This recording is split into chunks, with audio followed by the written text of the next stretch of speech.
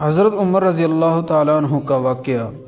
حضرت عمر بن خطاب رضی اللہ تعالیٰ عنہ خلیفہ دوم اور صحابی رسول صلی اللہ علیہ وسلم اپنی عدل و انصاف اور عوام کی خدمت کے لیے مشہور تھے۔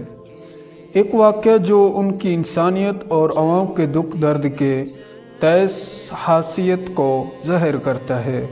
وہ رات کے وقت مدینہ کے بازاروں اور گلیوں میں جانے کا واقعہ ہے۔ حضرت عمر رضی اللہ تعالیٰ عنہ اکثر رات کو تنہا شہر کی گلیوں میں جاتے تاکہ لوگوں کی مشکلات خود دیکھ سکے، خاص طور پر محتاج، بیوہ خواتین، یتیم بچوں اور نادار لوگوں کی حالت کا علم حاصل کر سکیں۔ ایک رات حضرت عمر رضی اللہ تعالیٰ عنہ نے دیکھا کہ ایک بیوہ اور اس کے بچے بھوک کی شدت سے پریشان ہیں۔ وہ خود چل کر ان کے گھر پہنچے اور دیکھا کہ آٹے اور کھانے کی کوئی چیز موجود نہیں۔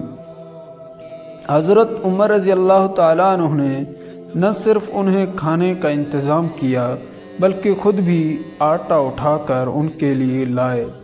اس وقت حضرت عمر رضی اللہ تعالیٰ عنہ کی عاجزی اور عوام کی خدمت کی جذبے کی شدت واضح ہوتی ہے، کیونکہ ایک خلیفہ کے لیے یہ قدم بہت بڑا اور نرالا تھا۔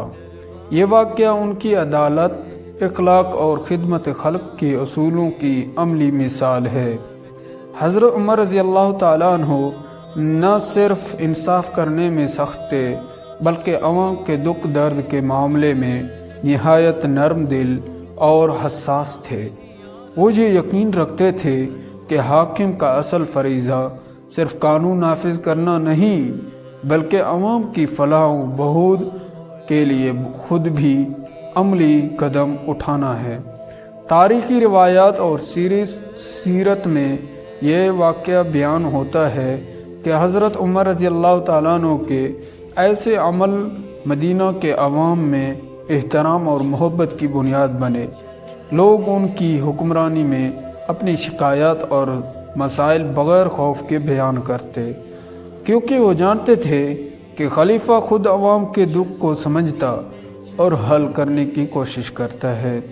یہ واقعہ آج بھی ہمیں یاد دلاتا ہے کہ حقیقی قیادت صرف طاقت یا اختیار نہیں بلکہ عوام کے دکھ درد میں شریک ہونے اور عملی خدمت کرنے میں ہے۔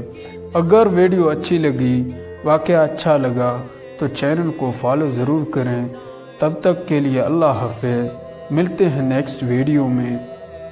اللہ حافظ۔